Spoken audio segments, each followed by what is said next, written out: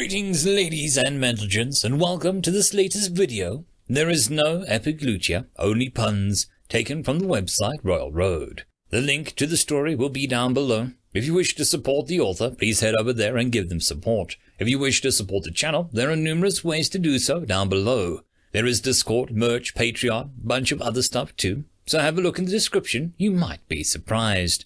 Anyways, now on to the fiction. As always, I hope that you enjoy. Chapter 155, Rave Island. I'm a little sad to see them go, Delta admitted, as Rudy left the dungeon proper with the nervous adventurers trailing behind.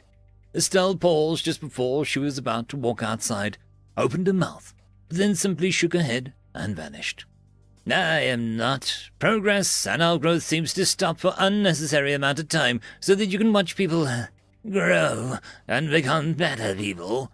Honestly, I am looking forward to getting a move on. Nu grumbled. He swarmed just his default screen and floating detached hands.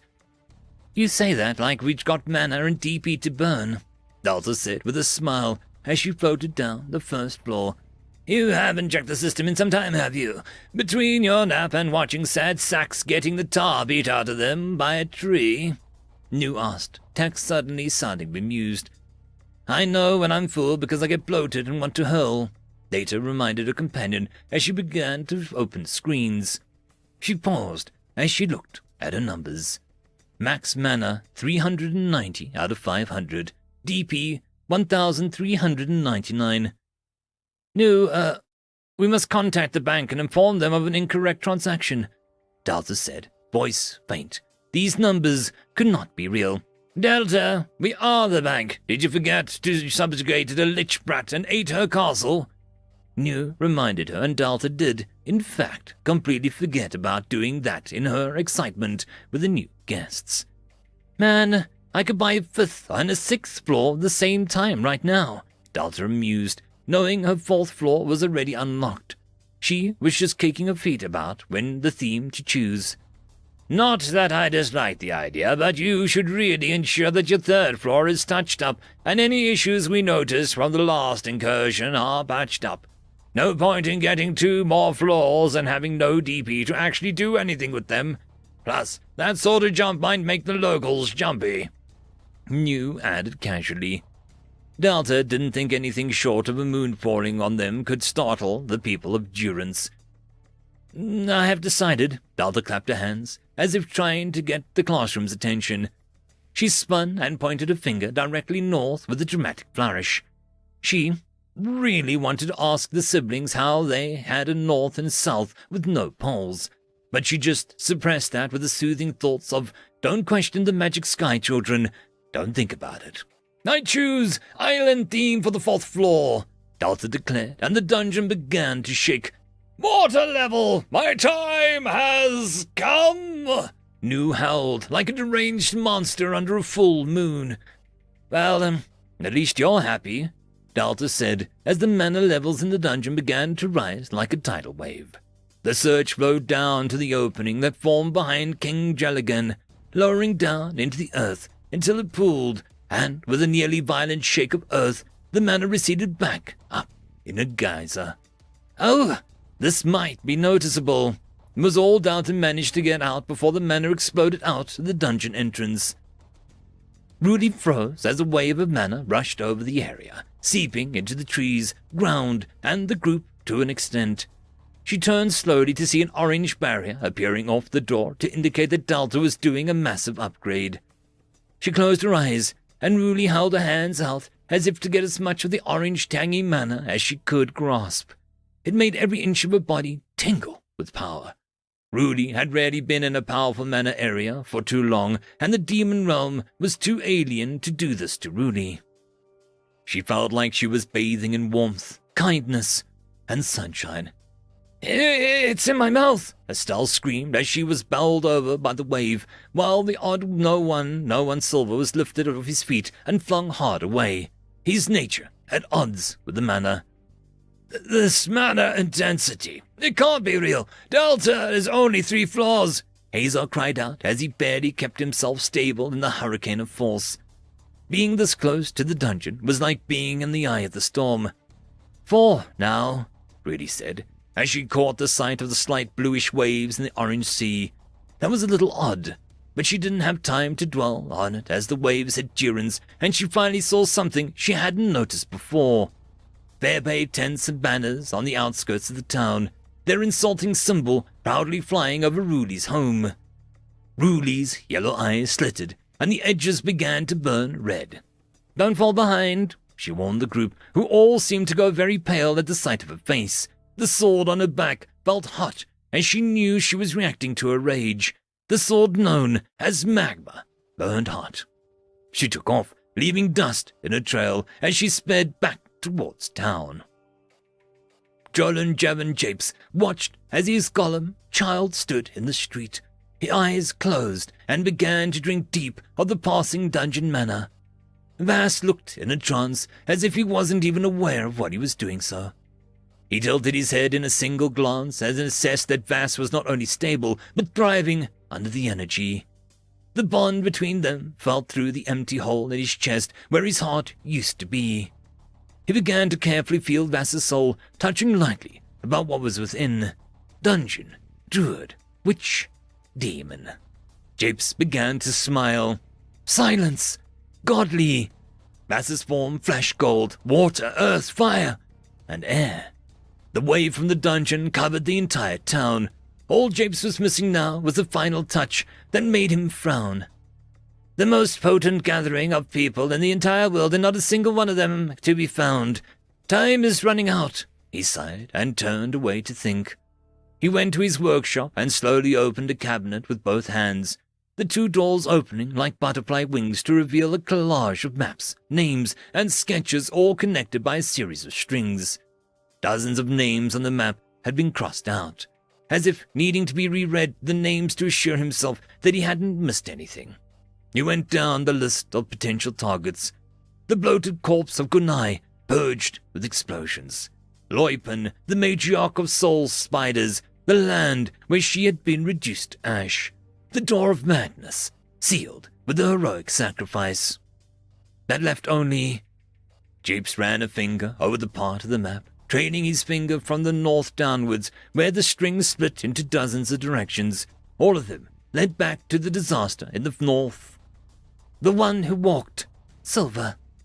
Japes had tracked the dungeon core for some time, but the hulking beast had simply vanished into the white snow to never be seen again. And with it, the last potent source of abomination mana to be had. It was irksome, but he had a feeling if he kept his eyes out now that Durance had become lively, things would become very interesting. It was as if the important piece that had purpose to play was heading for his little quaint town. "Master, are you here?" Bass called as he seemed to snap out of his state and saw Japes had vanished. Japes closed the cabinet, perhaps a touch of guilt filling him as he knew the reason he hid the map from Vass was because he was hiding the very nature of the golem from himself. Japes soothed the feeling with the knowledge that when it was all said and done, Vass would not only be a golem anymore. He and Japes would be more than they ever could imagine. Madame Gu watched as her fingers went from brittle old sticks with wrinkled skin on them to young, subtle, smooth skin. Panicking, she stepped back into the hotel and away from the manor now thick in the air. Even now, the hotel was drinking the mana deeply, and the heavy burden it usually placed on Gu was weakening by the second. A pop in her knees sounded as the old joints gained new life. This was the worst time this event could have happened. What if the last remaining Fairplay maiden heard a sniff of them? The ultimatum. Gu's heart twisted, and she slammed her front door closed with more force than she meant to. "This is nice," Delta announced as she climbed down the stairs behind Jelligan's throne room. The stairs themselves transformed halfway down from stone into pink coral-like substance. They finally exited out into a massive, endless space that seemed to go on forever. Delta held her hand up as the sun shone in the sky. It was like a jungle's skybox, but for some reason the sun here looked far more vivid and amazing. The stairs exited into a tiny golden sand island with nowhere to go as a deep azure island lapped at its shore. She looked up, and the stairs sort of just began to fade in existence instead of coming all the way down from the ceiling in a long spiral. "Let's see the water," Delta said excitedly, and dipped her head in before freezing. There was no bottom to the ocean, no starfish or golden sand and fish. It was slowly darkening current and eventually sank into a massive void of blackness, as if one could fall into a very scary place. "I don't even have thalassophobia, and that freaks me out." Delta pulled her head back out with a whine. "Think how many bodies we could throw down there and still have space to spare," Nu said excitedly. Delta slowly turned to him, face devoid of emotion. I meant buddies, sea buddies, mermaids, and singing crabs, and all that junk." Nu quickly corrected himself. "This is a paradise. We can just enjoy it for a minute without adding the kraken," she asked dryly, and Nu turned away, muttering about shocktopus or something like that. She opened the waiting menu to see what this floor was all about. "Welcome to the 4th floor, the paradise of Delta. But be warned, storms can come at any time, and even the most serene of the water can hide a scary undercurrent. How will the adventurers proceed? With coconut in hand, under the sun, or in a storm without a paddle? The 4th floor technically functions as a maze-like structure. Each island has 1 to 3 different exits, such as the ocean parting at different times to make shallow paths, or islands having secret caves, or perhaps even a sea creature beaching itself to offer a ride with the correct bribe. Even moving between one island and the next causes a spatial distortion to happen, causing islands to appear miles apart, when in reality they are quite close. As people can be clever, options to stop teleportation, flying, and even water users exist in the form of localized island storms, mini-bosses on each island, and more options such as the unkillable Sky God Seagull to scare flyers from trying to cheat. Most likely the Sky God Seagull will be called Stephen. "Man, I think Sis has kind of adopted my sense of humor," Delta muttered with a wry smile. "Since the islands can be so far apart, very intense environmental changes can be formed from one island to the next, such as a desert island close to an Arctic one. Navigation tools such as a compass or a magical device will go haywire here. Specialized tools can be made to encourage adventurers to go explore. But now, you must choose your first monsters for the floor. Your selection is Fickle Mermaid, a standard water creature that can drag people into the water. They are generally very pretty and vain, but lack a potent urge to drown men as their evolved siren cousins do. Tribal Coconauts, the archipelago cousin of the pygmy mushrooms. These fuzzy brown warriors live inside a tough shell and chase strangers with a near fanatical rage. They will find the nearest volcano and throw things into it. Noise storm crabs. These massive crabs can live under the sand and swim through the water. Their massive claws can snap limbs off and give snazzy haircut.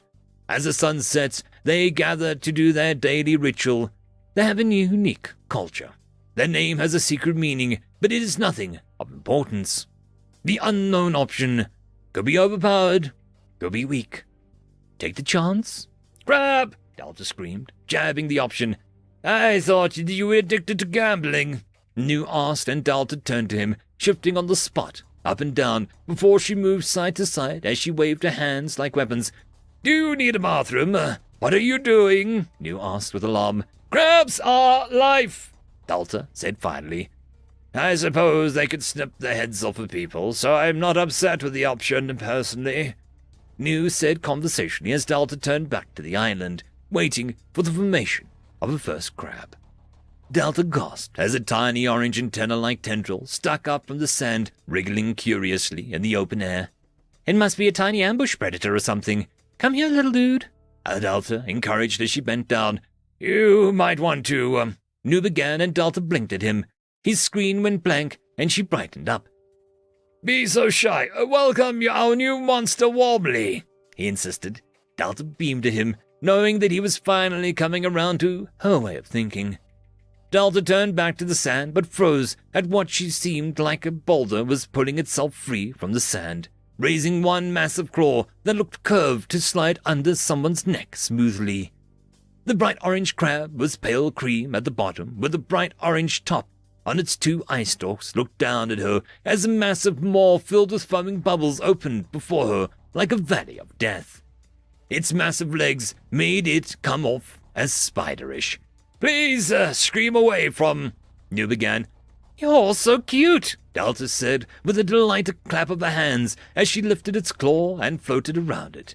She landed on its shell and just pressed herself to it, spreading out in a puddle of grinning delight. The crab blew out some bubbles and began to scuttle towards the ocean, taking Delta with it. "This is how I want to go," Delta whispered to herself. She began to slowly lower into the water as the crab explored its new home and limbs. New watched Delta be kidnapped by the giant crab. He should have expected nothing less. "If I want deadly warriors, I just need to add crabs to the equation, and I can have my army," he mused aloud. He turned to the paradise around him and opened the menu as he waited for Delta to finally look down and see the void once more. Fourth floor purchases and upgrades. Purchases. New island. Purchase a new island for the floor. Costs 50 mana. 1/12 spaces taken. Ocean floor. Purchase parts of the floor to be turned into visible bottom. Spaces where the floor continues to drift off will be converted into massive trenches. 100 mana. Unpredictable weather. Call storms or heat waves to strike if a party lingers in an island too long. Depending on the local island's biome, these can have deadly combinations. 70 mana. Nighttime wonder. Have an active day-night cycle for each island, allowing the sky to become recreation of Delta's home star system. Different events can be triggered at night. 100 mana. Breathable water. Make all water on the island floor breathable, if uncomfortable for people.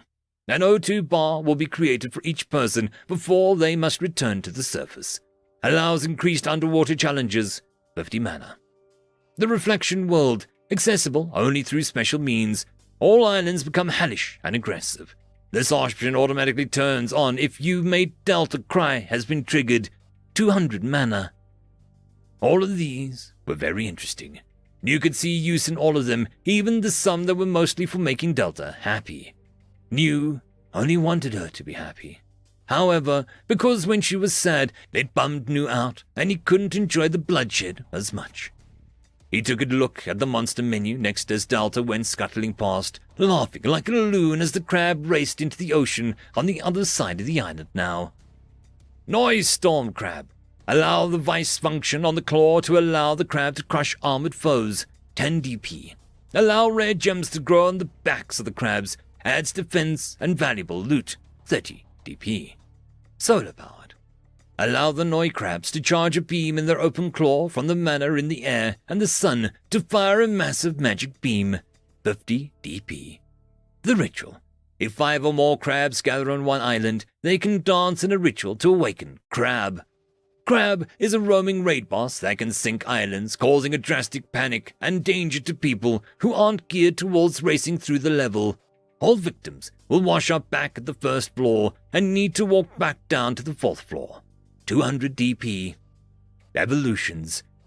Crabtor. Locked. Have 5 islands or more with a unique environment. Crabomancer. A humanoid able to use magic. It's actually 3 crabs in a robe and a fake beard. Locked until Crab Island is established. Stab a crabber. A crab who exchanged its claws for a sword. Well, you looted. It studied the blade. Locked until 10 people are defeated in melee combat by Noi crabs. Bobians. Special cultish crabs that worship the skyworm, Bob. Able to heal and curse enemies. Locked until Bob's shrine is established. New looked up as the crab returned without Delta, and he stared at it. It stared back with deep, unfathomable knowledge only a crab could express. "Did she look down, didn't she?" he asked, and it blew out bubbles as Delta finally ran out of the ocean, screaming. The last option he mused about, exploring, but decided to put it down so that he could peel Delta off the crab before it dunked her in the void again. The menu was left blinking. Monster purchase. Ruli ignored her mother. Don't be a brat, Mila insisted. Ruli sighed and stopped choking the arrogant fair play representative. Nearby, the kid that her mother had vouched for rubbed his neck in horror. He said that they would shackle Delta if she's this potent. Shackle her like a beast! Ruli turned, nostrils flaring, and the man at her feet gasped in lungfuls of air. Hot air. I still have the legal right over what happens to the dungeon, despite claims aimed at me.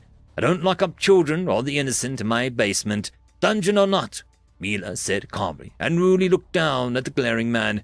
Run, 'cause I'm going to drop my foot forward, and if you just happen to be there, that's not my fault. She glowered and raised her foot. Peacekeeper! Assault! The Fairblade punk cried, and Ruli looked up the street to see Quiz standing there. Quiz looked down at the man, then at Ruli, then at the gathering people. You're right, looks like an assault, Quiz said, and walked on. What are you doing? The man demanded. Nothing. You didn't ask me to do anything. You just said that it was an assault, and I agreed, Quiz said, as he ducked into Mila's home to talk to the bruised and battered adventurers that Ruli had gotten from the dungeon. You know, if you don't want to sleep with him, I will, Mila said, with some amusement, and Ruli shot her a withering look. It's not that I won't, it's I have, and he's never forgiven me for the experience, Ruli said without shame, and the man under her foot got up and ran off, leaving the boy behind. Please, don't step on me, the nervous kid said, backing into the wall. Ruli snorted and turned away. Ask again when you're old enough to drink, she told the kid, before looking back at Mila. Ma, I'm going to go get my camping equipment and set up outside Delta. I'll stop others getting in for now, she said, and Mila nodded. I'll send food through Quiz. The wildlife is only just returning, so it's for the best that we don't hunt them until their mana adjusted, her mother said, and she looked out. Ruli could sense more trouble was on its way. She would need to cut down on her drinking, so she was ready. The idea hurt, but Delta was worth handling people sober. Plus, Delta could reward her with an open bar if she saw how hard Ruli was working. Fishing, drinking, and food. Only an idiot could turn all that into an actual death trap. End of chapter. The algorithm reckons you should be watching this video next, and I recommend that you should be always watching my video. So, click with energy! And yes, clicking that does help the channel. Thank you very much. I just want to give a quick thanks to the Tier 5 patrons and channel members. Alithia, Barky, Fudic Yol, Cam Maxwell, Casper Onholtz, White Van 420, Lord Asrakal, Arcalian, and Oakfield.